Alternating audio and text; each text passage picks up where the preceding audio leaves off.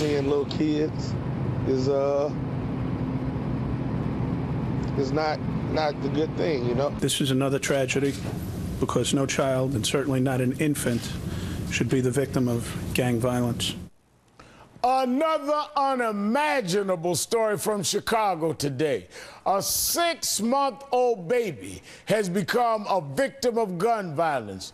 Jonila Watkins died early this morning after being shot 5 times while her father changed her diaper in the front seat of the family van.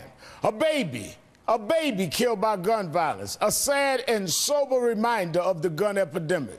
And also today, another reminder. James Holmes, the man accused of killing 12 people inside an Aurora, Colorado movie theater, appeared in court to enter a not guilty plea. But the fight for change was alive today. A moving picture as cyclists who biked from Newtown, Connecticut, arrived in Washington, D.C. to raise awareness for common sense gun legislation.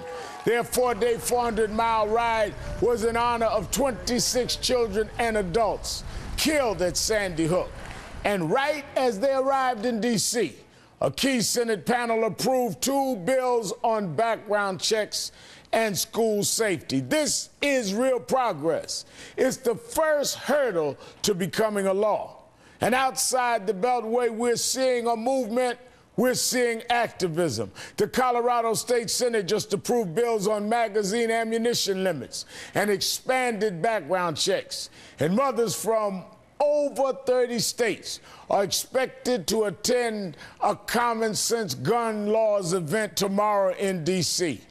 But in Oregon, a troubling trend is hurting the chances for real reform. Pro-gun advocates are intimidating lawmakers with threatening emails and video surveillance. It's forcing them to back off legislation. It's politics by intimidation. And nobody in this fight will be intimidated. Joining me now is Oregon State Senator Jenny Burdick. She's pushing for gun safety and is the target of intimidation. Thank you for being here tonight. Thank you for having me, Reverend. Now, what kind of gun legislation were you trying to get passed in Oregon? I'm trying to get past some very common sense measures that have widespread support from Oregonians and specifically from gun owners. The people who are causing all the problems in Oregon are a very small fringe. Most gun owners are perfectly fine with what I'm proposing, which is universal background checks and also elimination of an exemption that currently allows people with concealed handgun licenses to bring loaded guns into schools. Now, you've been a target of intimidation and attempted intimidation. Tell us what happened. Well, I had a town hall scheduled, and I got wind that the gun extremists were planning on crashing the town hall, and it was at a university. It was at Portland State University, and I did not want to subject students to that kind of event, because when that happens, and it's happened to me before, where town halls have been crashed, and not only are they able to legally bring in loaded guns, which is very intimidating, but their behavior is extremely intimidating. Wait a minute, and when they bring in loaded guns? Yes. And yes, then they behave. Wouldn't you say their behavior is extreme? What do you mean? What do they do while they have these loaded guns?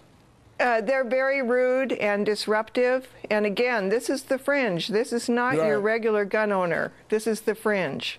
But unfortunately, they are dominating the discussion right now, and it's very unfortunate. Now, let me show this extreme group as they came into the state capitol with guns. This is actually in the state capitol in Oregon. This extreme group who do not represent the majority of the gun owners in Oregon, but they are extreme group. Now, you canceled the town hall meeting, and then what did they do?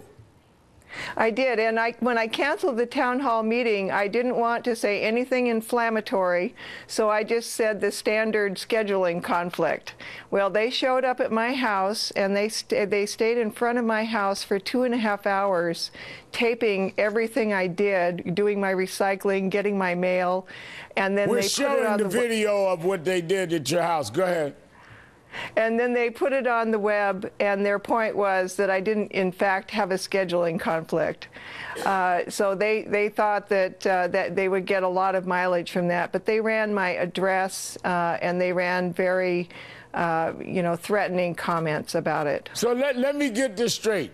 You canceled a town hall meeting because you knew that what it was like for them, these type of extremists, to crash your town hall meeting on gun safety. You decided to cancel it in the interest of the students at the university, and they went in front of your house, videotaped your house for 2.5 hours, and put it on the internet. I mean, you can take all kind of inferences for putting a public official's house on the internet.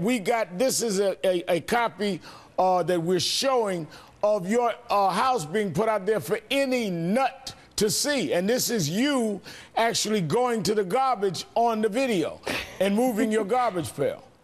This is what they put out. That's it. It's not very exciting, but it's a little intimidating. Now, you said a little intimidating. Were you worried? Did you feel a little afraid? No, I was not aware they were doing it. Nobody told me they were taping it. How did you feel once you knew and found out or even viewed what they had done? It had to shake you a little. I thought it was very, very creepy. It creeped me out, I'll be honest. Yeah, I would absolutely understand that. And then you have, you look at the 2 men roaming neighborhood carrying guns. In mid-January, 2 men in Portland began carrying semi-automatic rifles on their backs, walking around the neighborhood. This was less than a month after the Newtown shooting. It even prompted a learning center to go on lockdown. The men said they were just educating the public on their Second Amendment right to bear arms. And this is not about the Second Amendment. We all support the Second Amendment. I'm sure you and most of your constituents do. But this extremist, this kind of intimidation, this kind of demanding that they can do anything they want in the name of Second Amendment. This is the thing that is very, very frightening. And to me, it is what is polarizing about this issue.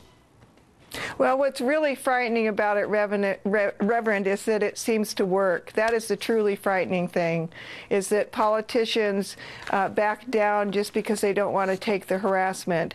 And that is what results in no change. And I just refuse to be intimidated because I can't, in good conscience, after Newtown, back down. I simply cannot do it morally. Well, good for you, and no public official should, even though I understand what you're saying, but I wish everyone had your courage.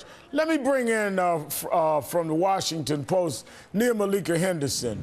Nia Malika, let me ask you, are lawmakers in Washington feeling the pressure from these extreme pro-gun groups? Well, I think they are, in the sense that the NRA remains a pretty powerful lobbying group for the gun lobby, and they are obviously looking at the 2014 elections. You saw these recent bills come out of the Judiciary Committee very much along partisan lines. The vote was 10-8. The Democrats who did support these stricter gun control laws are from states that already have pretty strict gun control laws as it is, and the 8 Republicans, mostly from southern states, places like Texas, Iowa, South Carolina. So I think a lot of what we knew coming into this, those factors about region, about senators who are from states that are more sort of pro-gun, more southern, those factors are still going to be in play as the president wants to see these bills work their ways through the Senate. I think he still has to worry about whether or not he's going to be able to keep the Democratic coalition together. There are 55 Democratic senators in the Senate. They would need 5 Republicans to get anything passed. But I think the question of whether or not any of these senators, these Democratic senators who will be in tough fights in 2014, are they actually going to back any of these bills? From Nia Malika, the public is there. When you look at the polls, 82% support making illegal gun sales a federal crime. 91% support universal background checks. 57% want an assault weapons ban. The public is there. I don't know what the politics is in the Senate, but the public seems overwhelmingly there. That's right. And even if you look, I mean, if you drill down among gun owners, if you drill down among folks who are in the NRA, many of those folks also support tighter restrictions around background checks. But so far, that hasn't made a difference, at least on the Senate side, out of this particular committee. I do think you're going to see increased movement in the state. So far, there are about 1,000 gun control laws that are pending around the different states in this country. Some of those bills would seek to nullify whatever comes out of the federal side of this. So there is some movement on the state side. Well, and we'll see what Senator comes out of the federal Burdick, side. she says there are laws around the country in different states. You say you're not going to be intimidated. Do you think you'll be able to get anything through the legislature in Oregon on gun control? Well, if the legislature pays attention to the public, because it's absolutely correct, the public is with us on reasonable gun laws, including the gun-owning public. So if we can get the public to speak up, if we can get people's voices heard, then we'll be able to do it. But if people remain silent, then I'm not very optimistic. All right, you're a very courageous person. Thank you, State Senator Jenny Burdick and Nia Malika Henderson, for your time tonight, to both of you. Thank you, Rev. Thank you, Reverend. Ahead.